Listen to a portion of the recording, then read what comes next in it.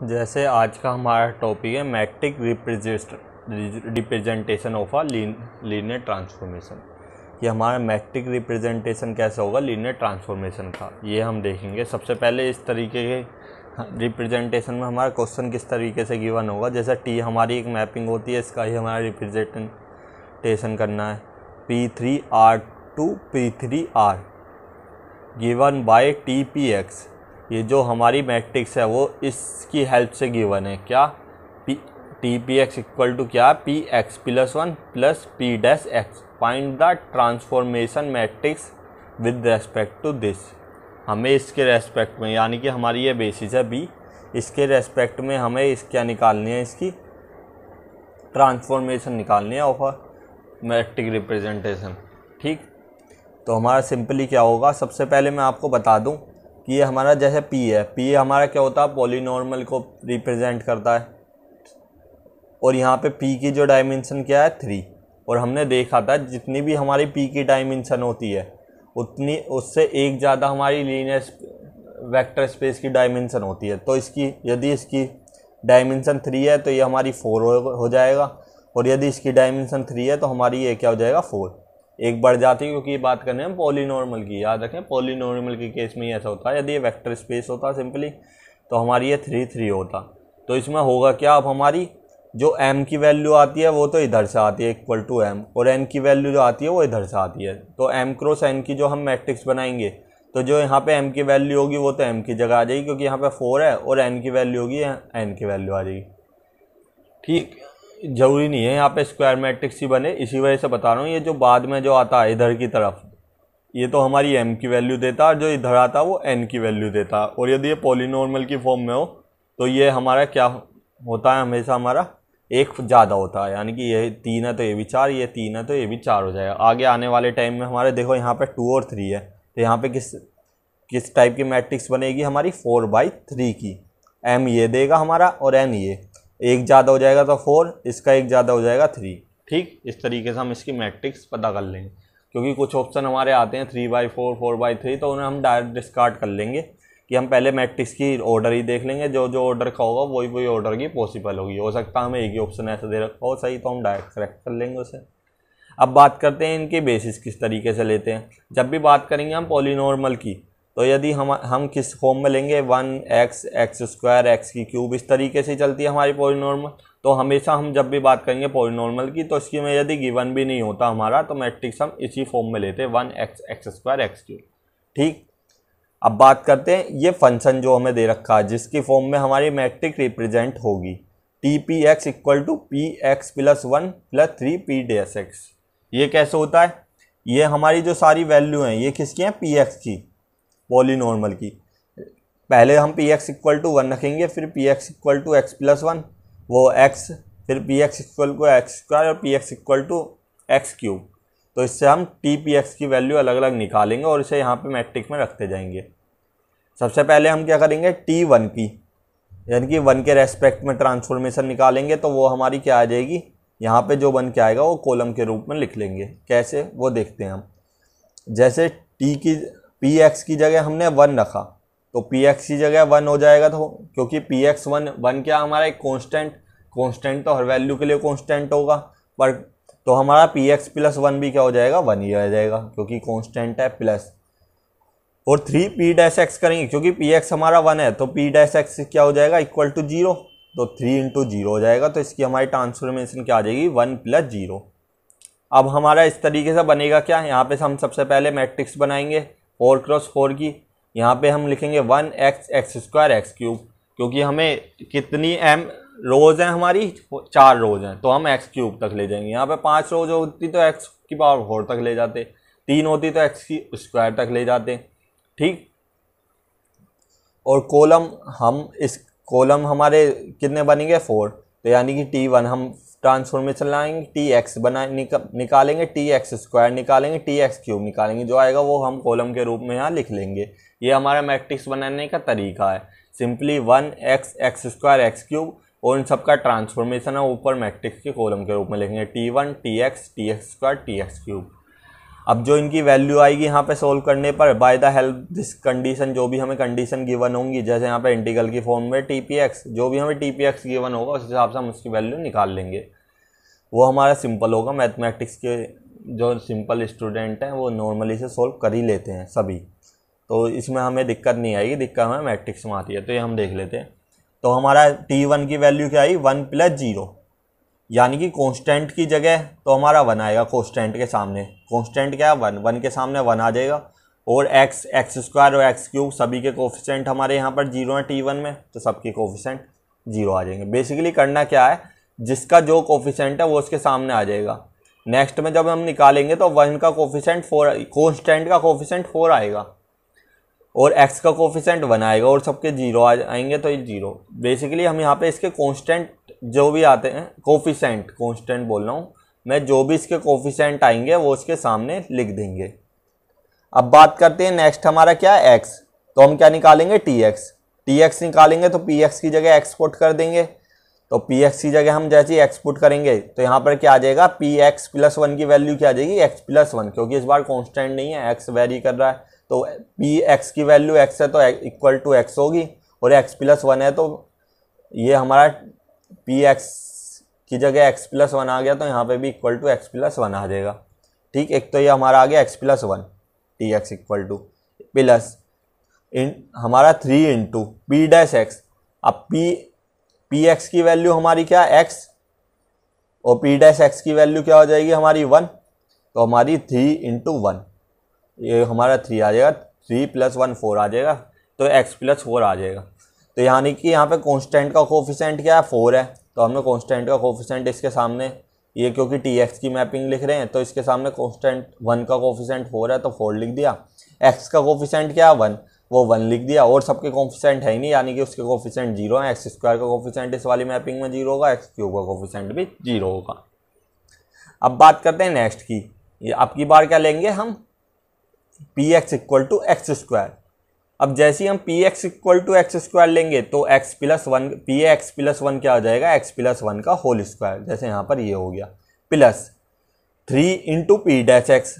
अब क्योंकि px की वैल्यू क्या हमारी x², p'(x) की वैल्यू क्या हो जाएगी हमारी 2x, तो 2 × 3 हमारा क्या हो जाएगा 6x। x + 1 के होल स्क्वायर को ओपन कर लेंगे तो हमारी ये वैल्यू सोल्व होकर कंप्लीट वैल्यू ये आ जाएगी। तो यहाँ पे अब x² का कोफिशिएंट 1 है तो x² के सामने उसके कोफिशिएंट 1 लिख दिया, x का कोफिशिएंट 1 है तो x के सामने उसका कोफिशिएंट 8 लिख दिया, और कांस्टेंट का कोफिशिएंट 1 है तो कांस्टेंट के सामने उसका कोफिशिएंट 1 लिख दिया, और x³ का कोफिशिएंट कुछ भी नहीं है, तो मतलब यहाँ पे प्रेजेंट नहीं है, तो उसका कोफिशिएंट यहाँ पे 0 हो गया, क्योंकि यहाँ पे हम इसे ऐसे भी तो लिख सकते हैं 0x³।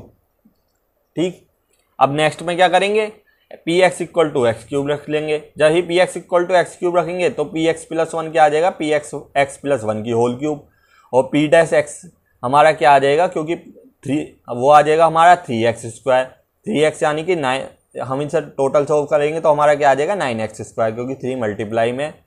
अब इसे हम इसका होल क्यूब खोल लेंगे तो ये आएगा x³ + 1 + 3x² + 3। ये होता क्या है, x + 1 की होल क्यूब का मैं एक बार फॉर्मूला बता देता हूँ कि हर किसी को याद नहीं आता है। x³ + 1 + 3x + x + 1, ये होता है हमारा फॉर्मूला।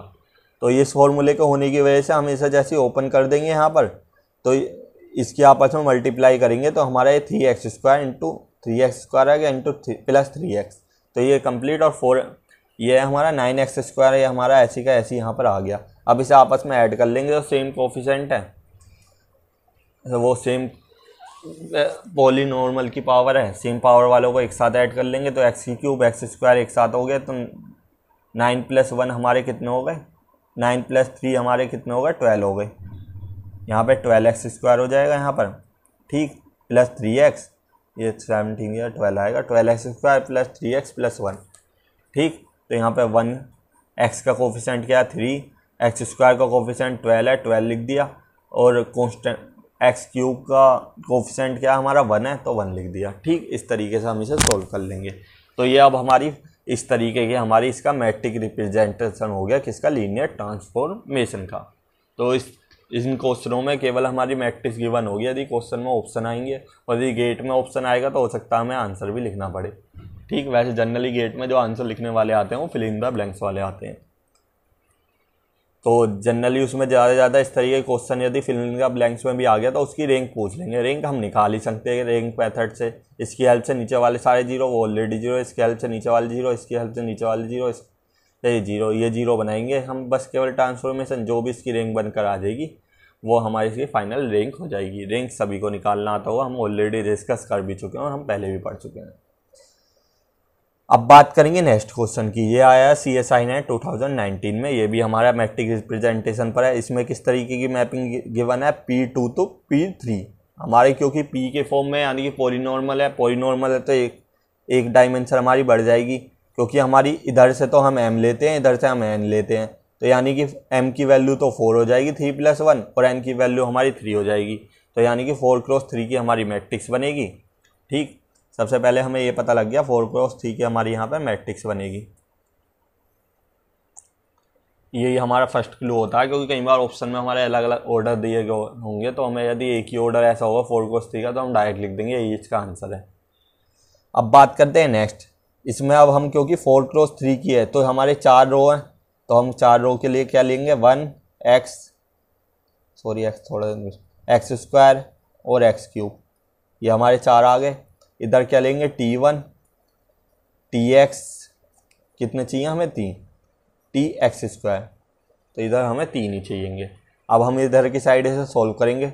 अब यदि Px की वैल्यू हमारी क्या हो 1, तो हम T1 निकालेंगे। T1 यानी कि इसके लिए, तो T1 की वैल्यू के लिए हमारा क्या होगा, इंटीग्रल।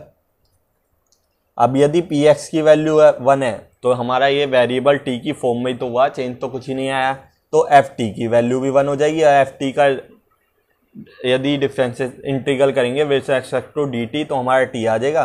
t में जैसे हम लिमिट करेंगे तो x - 0 यानी कि x आ जाएगा। इस इंटीग्रल को हम सोल्व भी कर लेंगे। सिंपली हमने ft की जगह यहाँ पे 1 रखा है, क्योंकि हमारा Px की वैल्यू 1 है तो fx की वैल्यू भी 1 हो जाएगी, और fx की वैल्यू 1 है तो f' की वैल्यू 0 हो जाएगी, तो ये +0 आ जाएगा। यानी कि केवल इसमें x का कोफिशिएंट है तो x के सामने 1 लिख देंगे और सबके सामने 0 लिख देंगे। ठीक, ये हो गया। नेक्स्ट हमारा क्या है, यदि Px इक्वल टू क्या हमारा x, यदि Px इक्वल टू x है तो ft इक्वल टू t हो जाएगा। तो t का जैसे हम इंटीग्रल करेंगे तो वो क्या आ जाएगा, t², तो 1t²/2, 1/2 अलग ले लिया हमने। t² में हम लिमिट पुट करेंगे तो वो हो जाएगा x² - 0, तो हम इसे x² इंटीग्रल सभी सोल्व कर ही लेंगे। अब हमारा यदि Px की जगह x है तो fx की जगह क्या होगा, हमारा x होगा, और f' की जगह हमारा जब उसका एक बार डिफरेंशिएशन करेंगे क्या आ जाएगा, 1। तो यहाँ से हमें क्या मिला, जो x² का कोफिशिएंट है वो तो 1/2 है, x² के सामने उसका कोफिशिएंट लिख दिया, और कांस्टेंट का कोफिशिएंट 1 है और कोई प्रेजेंट नहीं है तो उसका कोफिशिएंट हमारा 0 हो गया। इस तरीके से हम मैट्रिक्स बनाते हैं। नेक्स्ट हमारा क्या है कि हमारा हम क्या लेंगे, Tx² ले लेंगे। इस बार Px की जगह x² जाए, Px की जगह x² लेंगे तो ft की जगह t² हो जाएगा। अब ft की जगह t² हो जाएगा तो 1/3 t की पावर क्यूब आ जाएगा। t की पावर क्यूब में लिमिट पुट करेंगे x, 0 तो हमारा क्या आ जाएगा, x³ - 0। ठीक, यही तो बन जाएगा हमारा। प्लस हमारा क्योंकि Px हमारा x² है तो fx हमारा क्या हो जाएगा, x² हो जाएगा, f' हमारा क्या हो जाएगा, 2x, यही तो हो जाएगा हमारा। तो हमारा यहाँ से क्या मिल रहा है, x की क्यूब का कोफिशिएंट आ रहा है 1/3, तो x की क्यूब का मिल रहा है, और x का कोफिशिएंट मिल रहा है 2। केवल इन दो के सामने लिखेंगे और सबके सामने 0 पुट कर देंगे, क्योंकि अब हमारी ये मैट्रिक्स इसकी बननी है 4x3 की, तो हमारी 4x3 की मैट्रिक्स है, इस वजह से हम नेक्स्ट वाला नहीं निकालेंगे। इसी वजह से हम सबसे पहले ऑर्डर फाइंड आउट करते हैं। अब इसकी हमें रैंक पूछी जाए तो रैंक भी निकाल लेंगे, और ट्रेस व्रेस कुछ भी क्वेश्चन आए हमारा उसके बेस पर हम इसके सब कुछ निकाल पाएंगे। तो ये हमारा इसका मैट्रिक रिप्रेजेंटेशन हो गया। ठीक, इस तरीके से इन क्वेश्चनों को करते हैं। नेक्स्ट ये मैं आपको घर के लिए दूंगा कि आपको खुद को सोल्व करके देखना है कि इस तरीके के क्वेश्चन को आप क्या करेंगे। अब ये क्या है, एन हमारा बी द वेक्टर स्पेस है ऑफ ऑल पॉलीनॉर्मल। अब अगेन वेक्टर स्पेस तो है, पर किसका, पॉलीनॉर्मल का, वो भी वेक्टर स्पेस ही था। खाली वेक्टर स्पेस की बात करेंगे तो हमारी डायमेंशन बढ़ेगी नहीं, पर यदि पॉलीनॉर्मल आ जाए तो उसकी डायमेंशन एक एक्स्ट्रा हो जाती है। किसकी है, एटमोस्ट 3 कि उसकी डिग्री क्या है, ज़्यादा से ज़्यादा 3 है। Define n to n by P X equal to X plus 1 then matrix of S is the basis. अब इसकी बेसिस हमें गिवन है, यदि बेसिस गिवन भी नहीं होती तो हमने आपको बताया था कि 1x एक्स स्क्वायर और एक्स क्यूब हम ये मान लेते हैं। Consider as the column vector given by, तो हमें इसका कॉलम वेक्टर, ये जो हमारा इसका ये है, ये कॉलम वेक्टर की तरह गिवन है, इसमें ये गिवन है। देन हमें इसमें निकालना क्या है, इसका ट्रेस ऑफ अ मैट्रिक्स। तो सिंपली इसमें मैं आपको स्टेप बता देता हूँ। स्टेप क्या, ट्रेस ऑफ द मैट्रिक्स इसका क्वेश्चन का रह गया, जो इसे क्वेश्चन था एक्चुअल में वो था ट्रेस ऑफ मैट्रिक्स। हमें मैट्रिक्स का ट्रेस निकालना है, या आप इसकी सिंपली आप मैट्रिक्स ही बना लेंगे तो हमारा ये कंप्लीट क्वेश्चन, हमारा जो मकसद है वो सॉल्व हो जाएगा। तो हमारा ये एटमोस्ट कितने डिग्री की है, 3 डिग्री की। तो यानी कि ये किस फॉर्म में बनेगी, 3 डिग्री की है, तो हमारी किस फॉर्म में बनेगी, हमारी 4x4 की फॉर्म में। ठीक, तो यहाँ पे 1x एक्स स्क्वायर और एक्स क्यूब, यहाँ पे हमारा क्या होगा, T1 Tx square Tx cube. यहाँ पे Px की वैल्यू क्या गिवन है, Px प्लस 1, सिंपल बस। तो सबसे पहले Px की जगह 1 रखेंगे तो Px प्लस 1 की भी वैल्यू 1 हो जाएगी।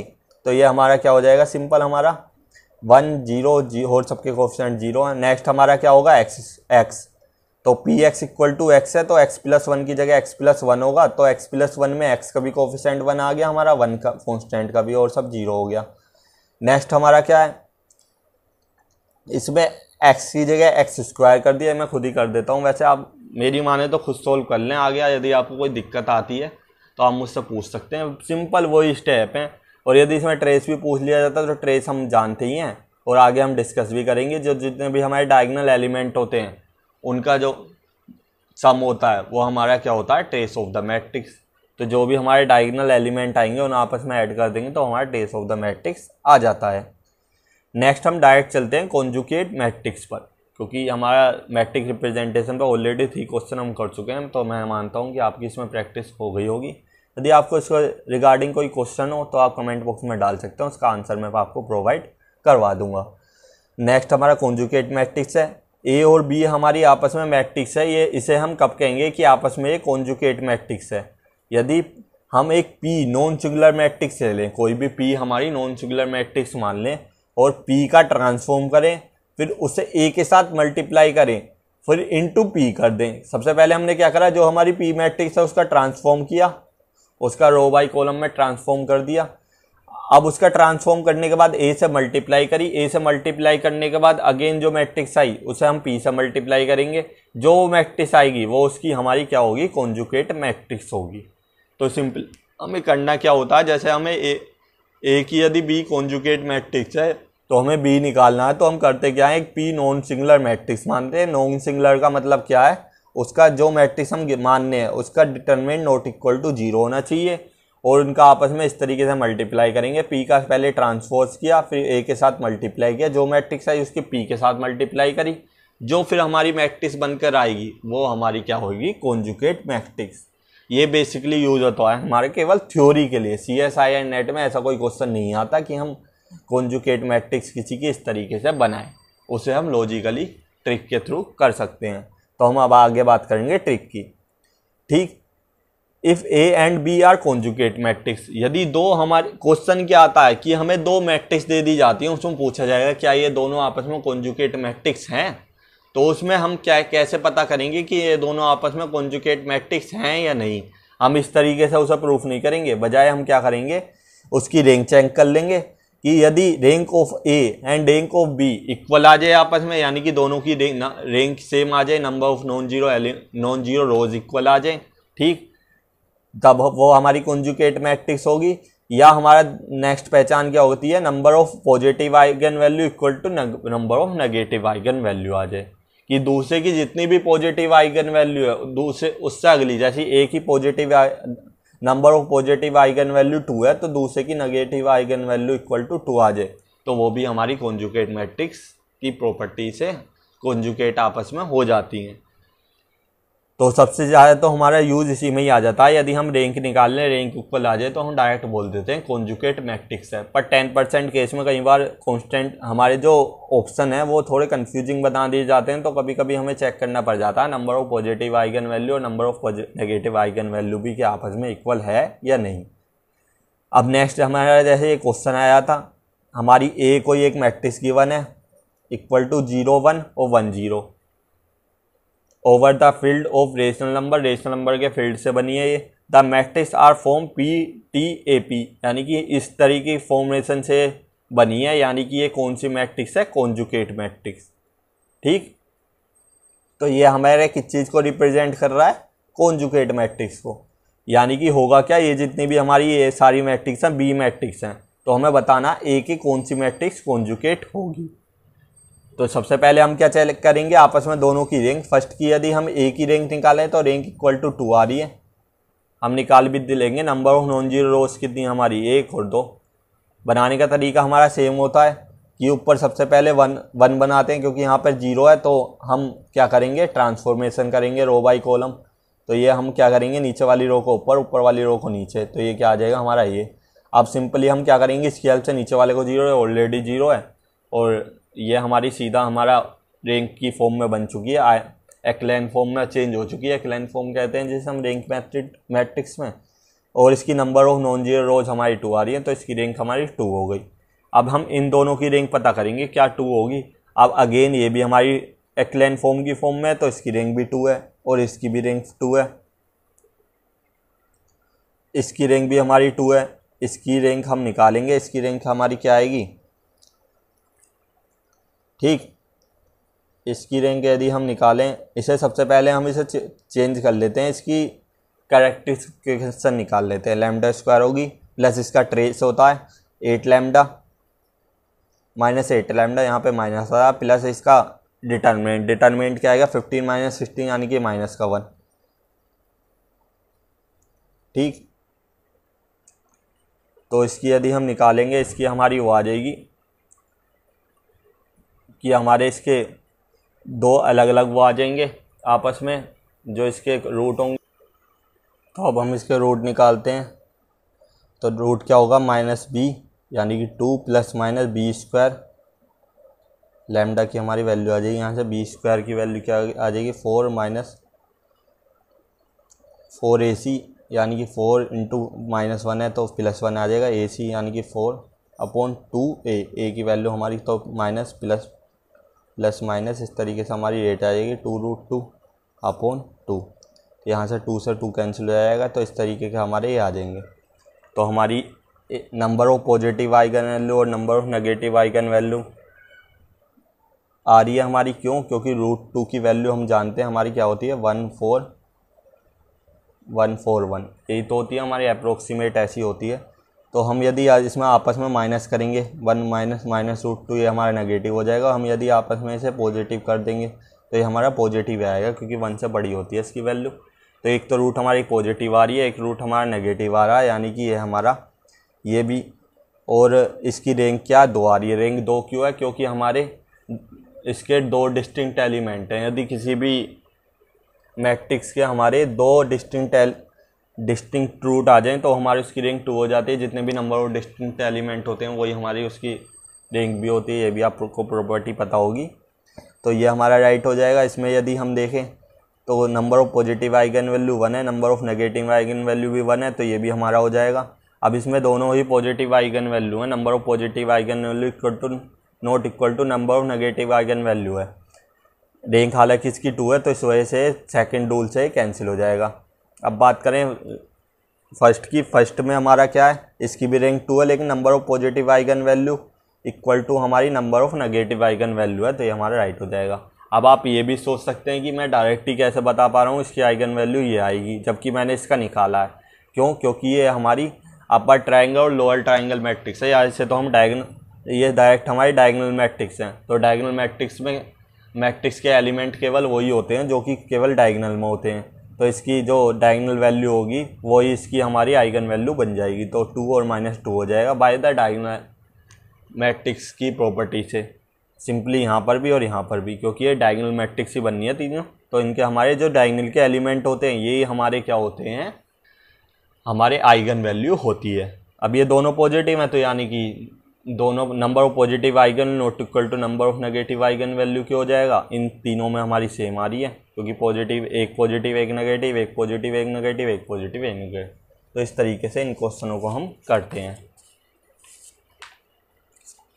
नेक्स्ट हमारा ये क्वेश्चन है, ए हमारा टू का हमारा ओवर आर मैट्रिक्स है, जहाँ पे determinant A plus I equal to I plus determinant A है, देन द कंक्लूड डेट, हमें इसका रिजल्ट बताना है इनमें से कौन सा सही होगा यदि ये कंडीशन गिवन है।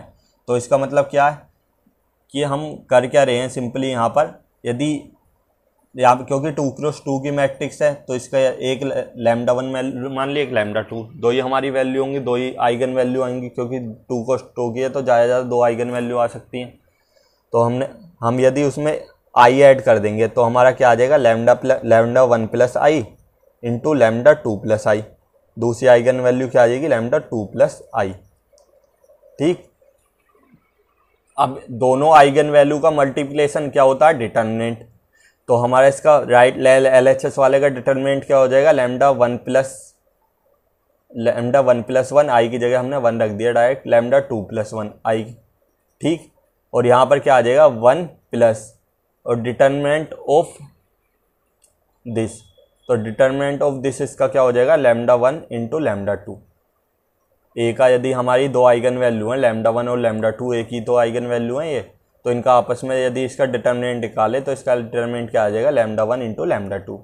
तो अब हम आपस में इसे सोल्व करेंगे, लैम्डा 1 इंटू लैम्डा 2 आ जाएगा, इसके मल्टीप्लिकेशन करेंगे, plus lambda 1 plus lambda 2 plus 1, तो lambda 1 equal to 1 plus lambda 1 into lambda 2 आ जाएगा।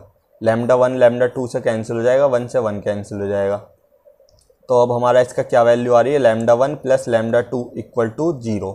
अब दो यदि सब आइगन वैल्यू का सम क्या होता है, हमारा ट्रेस होता है, तो इसका trace lambda 1 plus lambda 2 equal to 0 का मतलब क्या है, trace of A equal to 0, यानी कि इसका trace of A equal to 0 होगा। अब क्योंकि हमारा ये बी पार्ट का क्वेश्चन है तो हमें और चेक करने की ज़रूरत ही नहीं है। ठीक, अब क्योंकि इसका डिटर्मिनेंट नॉन जीरो होगा, क्योंकि हम ऑलरेडी ले चुके हैं यहाँ पर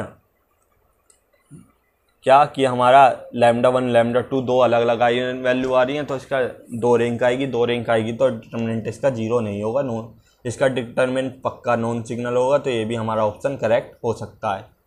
ठीक, तो इस तरीके से इन क्वेश्चनों को हम करेंगे। नेक्स्ट क्वेश्चन क्या है, A B the n cross n invertible matrix, हमारी एन क्रॉस एन ए हमारी इन्वर्टेबल मैट्रिक्स गिवन है। यहाँ पे इन्वर्टेबल का मतलब क्या है, मोड ए की वैल्यू नॉन जीरो है, विद द इंटीजर एंट्री, जिसमें जो एंट्री है वो कहाँ से ली गई है, इंटीजर से, जैसे यहाँ पे आर से ली गई थी, तो यहाँ पे इंटीजर है 1 2 3 4 के फॉर्म में। ठीक, या -1 -2 की फॉर्म में, या पॉइंटों के रूप में नहीं आएगा मतलब value. And assume date A inverse also only the integer entry, ये हमारा जो ए इनवर्स है वो भी आल्सो क्या रखता है, इंटीजर एंट्री ही रखता है। ये इस क्वेश्चन की सबसे इंपॉर्टेंट लाइन है कि A inverse also have a integer entry. अब हम जानते हैं कि ए इनवर्स हमारा क्या होता है, adjoint of A upon mod A, यही तो हमारा ए इनवर्स होता है। अब हमारा ये गिवन है कि हमारा जो ए है उसमें इंटीजर्स एंट्रीज हैं। अब यदि ए में इंटीजर एंट्री है तो एडजॉइंट ऑफ ए तो हमारा कोफिशिएंट मैट्रिक्स होती है हमारी किसकी, ए की। अब इसकी तो इसमें भी इंटीजर ही आएगा। अब हमारा ए में तो इंटीजर आ जाएगा, पर इसमें क्या गिवन है इसके साथ साथ, A inverse also only the integer entry, कि ए इनवर्स भी हमारा इनवर्स एंट्री वो इंटीजर्स एंट्री रख रहा है। इसमें इंटीजर के अलावा नहीं आएगा कि अपोन में कुछ नहीं आएगा, 1/2 आ जाए 1/3 आ जाए, इस तरीके की नहीं आएगी। तो ये चीज़ हमारी क्या डिनोट कर रहा है कि हम एडजॉइंट ऑफ ए को यदि हम मोड ऑफ ए से डिवाइड भी करें, जब भी जो हमारी एंट्री होंगी वो इंटीजर्स होंगी। वो कब पॉसिबल है, यदि हमारी मोड ए की वैल्यू या तो +1 हो या -1 हो, केवल जब ही पॉसिबल है। यदि मोड ए की वैल्यू हमारी +1 और -1 से ज़्यादा हो गई, +2 -2 +3 -3, तो ये हमारा 1/2, 1/3, 1/4 कुछ भी होगा उसमें चेंज हो जाएगा, यानी कि इंटीजर की फॉर्म में इन्वर्स के एलिमेंट नहीं होंगे। जबकि यहाँ पे क्या बोल रहा है, इन्वर्स के एलिमेंट ओनली इंटीजर वैल्यू, और हमारा ए भी इंटीजर वैल्यू रख रहा है, ए इंटीजर वैल्यू रख रहा है तो एडजॉइंट भी उसका इंटीजर वैल्यू रखे, एडजॉइंट उसका इंटीजर वैल्यू रख रहा है, और हमारा ए इन्वर्स भी इंटीजर एंट्री रख रहा है। तो वो जब ही पॉसिबल है यदि उसका जो डिटर्मिनेंट है उसकी वैल्यू +1 हो या -1 हो। तो ये हमारा डायरेक्ट यहाँ से आंसर इसका आ जाएगा। ठीक, नेक्स्ट है हमारा ए इक्वल टू हमें एक मैट्रिक्स गिवन है 0 1 -1 1, then the smallest positive integer n such that an equal to i। तब हमें कोई एक ऐसा स्मॉलेस्ट पॉजिटिव इंटीजर n पता करना है जहाँ पर इसकी पावर n करें, वो कौन सा स्मॉलेस्ट n होगी जिसकी पावर n करने पर ये जो मैट्रिक्स है हमारी आइडेंटिटी मैट्रिक्स में चेंज हो जाए। एक तो इसका तरीका ये है कि हमने जैसे ये मैट्रिक्स लिखी इनकी आपस में मल्टीप्लाई करते जाएं, कि ए स्क्वायर निकालें सबसे पहले a इंटू ए करके, ए स्क्वायर निकालें, फिर ए स्क्वायर में इंटू ए दोबारा कर दें, ए क्यूब निकालें, फिर यदि यहाँ पे भी आई नहीं बनता है तो मतलब आई चेक करते चलें आई कब बने, जब भी आई बन जाएगा जो सबसे छोटी एन हमारी वैल्यू आ जाएगी। एक तो ये तरीका है, बहुत टाइम टेकिंग है। एक दूसरा आता है, वो हमारा आता है कैरेक्टरिस्टिक इक्वेशन से, कि कैली हैमिल्टन थ्योरम भी हमारी बता देती है इसे, उसका ये थोड़ा शॉर्टकट हो जाता है। उससे कैसे करेंगे, सबसे पहले इसी कैरेक्टरिस्टिक इक्वेशन निकाल लेंगे, तो वो क्या हो जाएगी λ² plus minus trace of the matrix, trace matrix का ट्रेस क्या है ये 1, तो वहाँ ये माइनस लैम्डा आ जाएगा, प्लस इसका डिटर्मिनेंट क्या आ जाएगा 1 इंटू 0 0 -1, 0 इंटू -1 हो गया तो ये +1 हो जाएगा डिटर्मिनेंट। तो ये हमारा क्या आ जाएगा, इसका यदि हम निकालें तो λ1 इक्वल टू क्या आ जाएगा हमारा, या हम यहाँ से क्या करें लैम्डा की वैल्यू निकाल लें, λ² प्लस 1 इक्वल टू हमारा क्या आ गया लैम्डा। ठीक, या हम बोल दें λ² माइनस लैम्डा इक्वल टू -1, ये दोनों में से कुछ भी बोल सकते हैं। ठीक, अब हमें लाना क्या है यहाँ पे +1, क्योंकि हमें +1 लाना है तो इसका हम स्क्वायर कर देंगे। +1 क्यों लाना है, क्योंकि इक्वल टू आई करना है, इस मैट्रिक्स को हमें इक्वल टू आई करना है। तो हम +1 बनाएंगे जैसे, तो इसका होल स्क्वायर हो जाएगा, इसका होल स्क्वायर क्या आ जाएगा हमारा लैम्डा की पावर 4, पर ये डिफिकल्ट हो जाएगा, एक बार करके देखते हैं इससे कैसे होगा। लैम्डा की power 4 plus λ² minus 2λ² equal to 1। अब इसे यदि हम सोल्व करें तो ये क्या आ जाएगा हमारा लैम्डा की पावर 4 माइनस λ²। यहाँ से हमारा कोई रिजल्ट ही नहीं बनेगा, तो हम यहाँ से करेंगे क्या, सिंपली हम पहले से इरेज कर लेते हैं।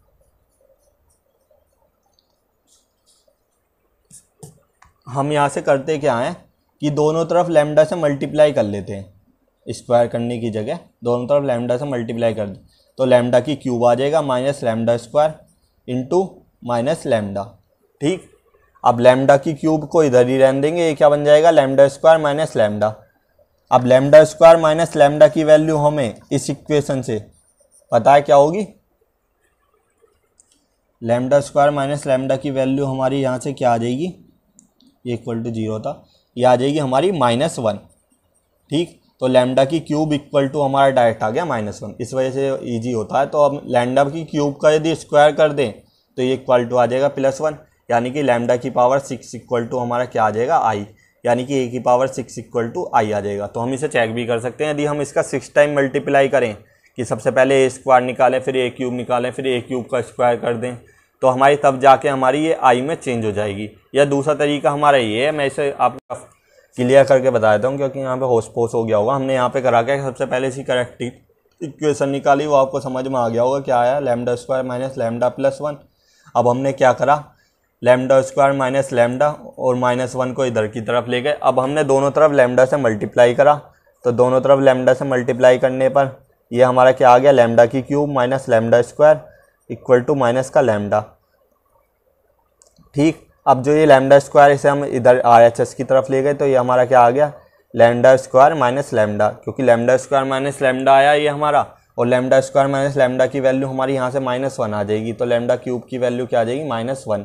और हमें चाहिए क्या, +1 आइडेंटिटी आई चाहिए। तो यानी कि इसका स्क्वायर कर देंगे, लैम्डा की 6 की वैल्यू क्या आ जाएगी हमारी 1, यानी कि A⁴ = हमारा क्या है, आई। तो यहाँ से हमारी n की वैल्यू 6 आ जाएगी। तो इस तरीके से इन क्वेश्चनों को हम सॉल्व करते हैं। नेक्स्ट वीडियो में हम आइगन वैल्यू आइगन वेक्टर के बारे में बात करेंगे। तो मिलते हैं नेक्स्ट वीडियो में। काफ़ी इंटरेस्टिंग वीडियो है, क्योंकि इसमें मैं आपको कुछ शॉर्ट ट्रिक भी बताऊंगा कि हम किस तरीके से डिटर्मिनेंट निकालें शॉर्टकट तरीके से हम किसी वैल्यू का, और किस तरीके से हम शॉर्टकट तरीके से ये पता कर सकते हैं कि ये इनमें से कौन सा हमारा, जैसे हमारी ये मैट्रिक्स की 1 है, A = 1 2 0 3, ये हमारे इसके आइगन वेक्टर होंगे या नहीं, किस मैट्रिक्स के होंगे तो किस मैट्रिक्स के रेस्पेक्ट में होंगे। इन दोनों शॉर्ट ट्रिक पे मैं इस नेक्स्ट वीडियो में बात कर दूँ।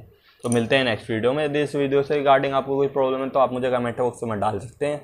अदर वीडियो को फॉलो करने के आपको लीनियर अलजेब्रा की CSI नेट की प्लेलिस्ट में जाना है, और आपको लीनियर अलजेब्रा की पूरी प्लेलिस्ट मिल जाएगी। और CSI नेट की रियल एनालिसिस की इससे पहले मैं प्लेलिस्ट बना चुका हूँ, यदि आपको उसमें इंटरेस्ट है तो आप उसे भी दें। तो thanks for watching, have a nice day. मिलते हैं नेक्स्ट वीडियो में।